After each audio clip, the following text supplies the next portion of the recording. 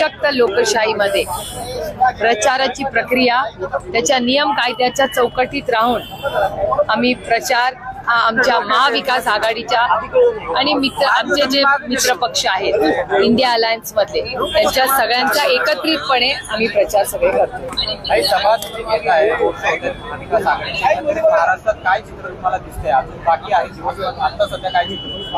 चित्र अर्थातच आजचं सगळ्यात महत्वाचं चित्र हे आहे.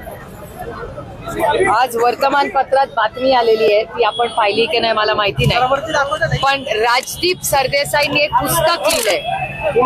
राजदीप सरदेसाई पुस्तक लिहिलंय आणि गंभीर विषय आहे. त्या विषयाबद्दल अनेक वेळा मी स्वतः संसदेतही बोललेले आहे आणि माझ्या अनेक भाषणात आणि तुमच्या प्रत्येकाच्या चॅनलवर मी बोललेले की एजन्सीचा गैरवापर करून विरोधी पक्ष फोडणे, घर फोडणे, पक्ष फोडणे हे पाप आणि असंविधानिक गोष्टी सातत्याने अदृश्य शक्ती करते आहे. ही गोष्ट मी वारंवार गेले 1.5-2 वर्ष आणि फक्त महाराष्ट्र पुरतं सीमित नाही, काश्मीर टू कन्याकुमारी तुमच्या चॅनलचा डेटा सांगतो की 95% इन्कम टॅक्स, सीबीआय आणि ईडी या केसेस विरोधी पक्षावर आहेत आणि विरोधी पक्षावर जेव्हा ज्याचा उल्लेख मी नाही या पुस्तकातही केलेला आहे की वॉशिंग मशीनच्या माध्यमातून ज्यांच्यावर आरोप भारतीय जनता पक्षाने केले त्याच लोकांना वॉशिंग मशीन मध्ये टाकून भारतीय जनता पक्ष सत्ता स्थापन करते. हे मी म्हणत नाहीये, मी तर म्हणतच आलेले आहे आणि मी फक्त चॅनल्सवर नाही, मी पार्लमेंटवर ऑन रेकॉर्ड आईसचा उल्लेख केलेला आहे. आईस म्हणजे बर्फ नाही, आईस म्हणजे इन्कम टॅक्स, सीबीआय, ईडी ज्याचा उल्लेख आजच्या सकाळचा जे लोकसत्ता आजचा आहे त्याच्यात फ्रंट पेजला बातमी आलेली आहे. आणि त्याचबरोबर राजदीप सरदेसाईंनी जे पुस्तक लिहिलेलं आहे त्याचा हा रेफरन्स आहे. ईडी पासून सुटका म्हणजे आमचा पुनर्जन्म झालेला आहे. ईडीची कारवाई वाचली आम्ही भाजपसोबत गेल्यामुळं त्याचा एक आनंद सगळ्यांच्या नेत्यांच्या मनामध्ये होता. त्यामुळे आमच्या सगळ्यांची सुटका झाली असं त्या पुस्तकामध्ये दावा करण्यात आला. अनेक गोष्टी त्या पुस्तकात आहेत. मला असं वाटतं की पुस्तक लिहिणाऱ्यांनी आणि ज्यांचा उल्लेख केलेला आहे, दुःख एकाच गोष्टीचं झालं ते वाचताना की या सगळ्या पुरुषांचे पण उल्लेख झाले. मला वाईट एकाच गोष्ट, आणि हे मी खूप मनापासून जड अंतःकरणातून म्हणते, त्याच्यात महिलांचाही उल्लेख झाला. वाईट ह्याचाच वाटलं ही अदृश्य शक्ती ही फक्त पुरुषांच्या नाही महिलांच्याही मागे कशी लागते. आणि याचं सगळ्यात मोठं उदाहरण म्हणजे अदृश्य शक्तीने माझ्या 3 बहिणी वर केलेली IT ची रेड. एक नाही 5 दिवस, पूर्ण 5 दिवस रजनी इंदुलकर, नीता पाटील आणि विजया पाटील या माझ्या 3 मोठ्या बहिणी, या तिघींच्या घरी रेड कोणी केली तर अदृश्य शक्तीने केली. एक नाही 5 दिवस त्यांच्या घरी रेड झाली आणि रेड होताना त्यांची नातवंड घरात होती. दूध वेळेवर येत नव्हतं, गन स्टॉकिंग लोक फिरत होते. कधी याचा विचार अदृश्य शक्तीने केलाय की त्या मुलांवर काय वाटत असेल? त्यानंतर भुजबळ साहेबांचं कुटुंब, नवाब मलिकांचं कुटुंब, संजय राऊतांचं कुटुंब, अनिल देशमुखांचं कुटुंब, हे सगळे कशातून गेलेत, त्यांची कुटुंब कशातून गेलेत हे मी पाहिलेलं आहे. आणि आरोप करणारे देवेंद्र फडणवीस, मला त्यांना प्रश्न विचारायचा आहे की त्यांनी आणि अदृश्य शक्तीने याचं उत्तर द्यावं लागेल की जेव्हा कैलासवासी RR पाटलांवर सगळ्यांनी मिळून आरोप केला त्या फाईलवरची फायनल इन्क्वायरी कोणी लावली तर ती देवेंद्र फडणवीसांनीच लावली. त्यांची मुख्यमंत्री म्हणून त्याच्यावर सही आहे. आणि त्याच केसमध्ये त्याच फाईलवर मुख्यमंत्री झाल्यावर जे विरोधात होते, ज्यांच्या विरोधात देवेंद्र फडणवीसांनी आरोप केले, त्या अजित पवारांना बोलून त्यांनी ती फाईल दाखवली. हा गुन्हा आहे. देवेंद्र फडणवीसांनी खरं तर त्यांच्यावर आपण खटला भरला पाहिजे, कारण का देवेंद्र फडणवीसांनी फक्त आम्हाला कुणाला नाही, या राज्याला फसवलं, या राज्याचा मुख्यमंत्री म्हणून की ज्यांच्यावर देवेंद्र फडणवीसांनी आरोप केले त्यांच्यावर इन्क्वायरीज लावल्या, ते मुख्यमंत्री असताना त्या इन्क्वायऱ्या सुरू केल्या, मग त्यांना घरी बोलून घेतलं.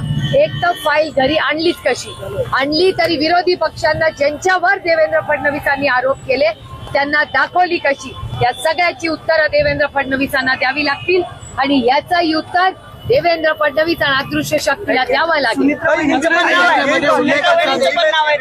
हेच तर दुर्दैव आहे की या पुस्तकामध्ये रेफरन्स असताना सुनेत्रा पवारांचंही नाव आहे. आता सुनेत्रा पवारांचा उल्लेख करायची काय गरज होती याच्यामध्ये? महिलांना कशाला आणताय याच्यामध्ये? हा आरोप आहे माझा या सरकारवर. अरे तुमची लढाई राजकीय आहे ना, तर आमच्याशी लढा. आमच्या घरातल्या महिलांवर का तुम्ही आरोप करताय? सुनेत्रा पवारांचं नाव याच्यात घ्यायची काय गरज? माझ्या 3 बहिणी रजनी इंदुरकर, नीता पाटील आणि विजया पाटील यांच्यावर रेड करायचं कारण काय? आमच्या घरातल्या महिलांवर हे हल्ले करतात आणि फक्त माझ्या नाही. कधी विचार केलाय की संजय राऊतांच्या आईला काय वाटलं असेल? कधी विचार केलाय की अनिल देशमुखांचे कुटुंब नातवंड कशातून गेली आहेत? हीच तर अदृश्य शक्तीची लढाई, आमची लढाई ही स्वाभिमानाची ह्याच्यासाठीच आहे आणि याच्या विरोधात, या अन्यायाच्या विरोधात ताकदीने आम्ही लढत राहतो. याच्यामध्ये असंही उल्लेख करण्यात आलेला आहे की शरद पवारांनी 2 ते 3 वेळा भाजप सोबत जाण्याचा निर्णय घेतलेला होता, मात्र त्यांनी नंतर यू टर्न घेतला आणि माझ्या संकट काळामध्ये अजित पवारांनी मला कोण असं म्हणलं? सगळ्यांनी उल्लेख केलेला आहे. त्या पुस्तकामध्ये तुम्ही सगळ्यांनी तुम्ही सिलेक्टिव्हली प्रश्न विचारलाय. तुम्ही वाचलाय का सगळं? मेन मुद्दे जे आहेत मेन सगळं वाचलाय का? याच्यामध्ये असंही लिहिलेलं आहे की शरद पवारांना जाऊन हे पुस्तकात कोट अनकोट पूर्ण दाखवा माझा कोट, याच्यातच याच पुस्तकात कोट असं लिहिलेलं आहे की हे सगळे ईडी, हे मी म्हणत नाहीये, हा कोट भुजबळ साहेबांचा आहे असं हे पुस्तक म्हणतंय, मी काही म्हणत नाहीये. त्याच्यात असं लिहिलेलं आहे की शरद पवारांना 2-3 वेळा सांगण्याचा प्रयत्न केला, पण शरद पवारांनी भारतीय जनता पक्षाबरोबर जाण्यासाठी नाकार दिला. हे सांगत राहिले की ईडी, इन्कम टॅक्स, सीबीआयचा रोष वाढतोय, तुम्ही बीजेपी बरोबर चला. पवार साहेब म्हणाले की मी बीजेपी बरोबर जाणार नाही. हे या पुस्तकात रेफरन्स आहे, तो इथे या कॉलम मध्ये आहे.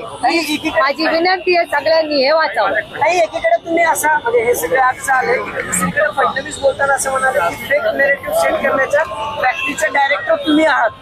हा फेक. माझी विनंती आहे, माझी देवेंद्र फडणवीसांबरोबर तुम्ही म्हणाल ती वेळ, तुम्ही म्हणतील ती जागा आणि तुम्ही पाहिजे तेवढे कॅमेरे या. मी देवेंद्रजींबद्दल अतिशय विनम्रपणे ते म्हणतील तिथे चर्चा ऑन कॅमेरा करायला तयार.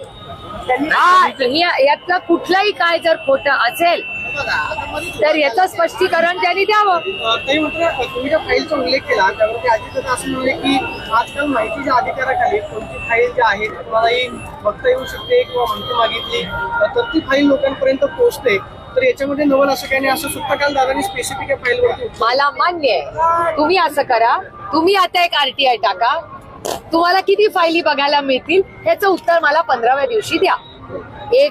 जेव्हा आपण आरोप करतो, अजित पवारांवर पहिला आरोप कोणी केला? देवेंद्र क्रोनॉलॉजीनी जाऊया. माझं आणि त्यांचं, माझं अजिबात म्हणणं नाही की मी म्हणते तेच खरं. Let's go bye data. Chronology काय सांगते की भ्रष्टाचाराचा पहिला आरोप हा देवेंद्र फडणवीसांनी अजित पवारांवर केला, मान्य सगळ्यांना. त्याच्यानंतर देवेंद्र फडणवीस मुख्यमंत्री झाल्यावर देवेंद्र फडणवीसांनी त्या फाईलवर सही केली का नाही? मुख्यमंत्री म्हणून केली, फायनल अथॉरिटी. मुख्यमंत्री झाल्यावर त्याच देवेंद्र फडणवीसांनी ज्या अजित पवारांवर त्यांनी भ्रष्टाचाराचे आरोप केले त्यांना घरी बोलवून घेतलं आणि फाईल दाखवली. हे मी म्हणत नाहीये, हे अजित पवारांनी तुमच्या सगळ्यांच्या चॅनलवर मी पाहिलेला व्हिडिओ आहे. हे माझा आरोपच नाहीये, मी त्या मीटिंग मध्येच नव्हते, मला कसं कळणार? अजित पवारांनी ऑन रेकॉर्ड सांगितलेलं आहे. हे RTI मध्ये फाईल नाही दाखवलेली, अजित पवारांना बोलवून देवेंद्र फडणवीसांनी फाईल दाखवली. असं तुमच्या सगळ्यांच्या चॅनलवर अजित पवारांचा स्टेटमेंट लाईव्ह सांगलीमधून दाखवलेलं मीही पाहिले, तुम्हीही पाहिलेलं आहे. आणि सदाभाऊ खोत यांनी जे वक्तव्य केलेलं होतं त्याच्यावर बरंच वातावरण आपल्याला पाहायला मिळालं. नंतर त्यांनी युटर्न घेतलं, पण सातत्याने सदाभाऊ खोत हे पवार साहेबांविषयी अशा पद्धतीची वक्तव्य गेल्या काही वर्षांपासून करताना पाहायला मिळतात. खतपाणी कोण घालतं हा एक प्रश्न विचारला जातो. रामकृष्ण हरी या विषयावर मी नाही बोलणार. आज पंतप्रधान नरेंद्र मोदी दौऱ्यावरती आहेत, महाराष्ट्राच्या सभा होत आहेत, त्या पार्श्वभूमीवर बटेंगे तो कटेंगे असा आशय असलेला व्हिडिओ स्वतः हे धक्कादायक आहे, धक्कादायक आहे. मला आश्चर्य वाटतंय की देवेंद्रजींना झालंय तरी काय, हे धक्कादायक. मी देवेंद्र फडणवीसांच्या या स्टेटमेंटचा जाहीर निषेध करते. हा छत्रपतींचा महाराष्ट्र आहे, शाहू फुले आंबेडकरांचा महाराष्ट्र आहे. अशा महाराष्ट्रामध्ये एक होम मिनिस्टर पहिले बदलापूर म्हणून बंदुकू घेऊन फोटो त्यांचा व्हायरल होतो. ठीक आहे, ते म्हणतील की हा पोस्टर मी नाही लावला, मग काढायला तरी सांगायला पाहिजे होता. त्याच्यानंतर तुम्ही अजित पवारांवर आरोप करता आणि स्वतःच आरोपाची फाईल ते दाखवतात. त्याच्यानंतर ईडी, सीबीआय, इन्कम टॅक्स ची भीती तुम्ही दाखवता. त्याच्यानंतर अशी जी विधानं देवेंद्रजींनी केली आहेत, देवेंद्रजी तर म्हणले होते 2 पक्ष फोडून मी सरकारमध्ये आलो. ही काय कौतुकाची गोष्ट आहे? मला आश्चर्य वाटतंय की देवेंद्र फडणवीसांना झाले तरी काय.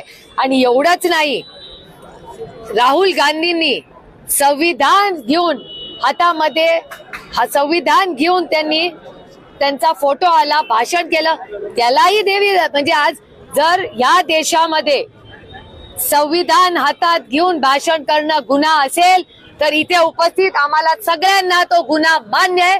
देवेंद्र फडणवीसांनी आम्हाला सगळ्यांना अटक करावी, पण आम्ही संविधान हातातून सोडणार नाही. आमच्या शेवटच्या श्वासापर्यंत आम्ही संविधान वाचवणार आणि आम्हाला त्या संविधानाचा सार्थ अभिमान आहे. देवेंद्रजी त्या संविधानाचा द्वेष करत असतील, त्यांना ते काय चुकीचं वाटत असेल, पण आम्हाला सगळ्यांना वाटतं ना, आज नंतर संपूर्ण इलेक्शन मध्ये आम्ही सगळेजण संविधान घेऊनच उभे राहणार. आम्हाला त्या संविधानाचा सार्थ अभिमान आहे. देवेंद्र फडणवीसांनी आमच्यावर आरोप करावे, आम्हाला अटक करावी, आम्हाला मान्य. राज ठाकरेंनी पुन्हा एकदा भुंग्याचा विषय काढलेला आहे. माझ्या हातात सत्ता त्या 48 तासामध्ये शिडीवरीचे भुंगे आहेत ते राज्यभरातले मी उतरवतो. पुन्हा एकदा हिंदू आणि मुस्लिम असा वाद होतोय, प्रयत्न केला जातोय. अहो, एक इकॉनॉमिक्स मध्ये टर्म आहे, इकॉनॉमिक्स मध्ये एक टर्म आहे की आपण करायला जातो आणि झालंच दुसरं. त्यांनी जेव्हा हे काढलं ना की भोंगे उतरवणार, सगळ्यात मोठं नुकसान कुठे झालं माहितीये? शिर्डीला पहाटेची आरती बंद झाली, गावाला ऐकायची. किती नाराज झाले सगळे लोक.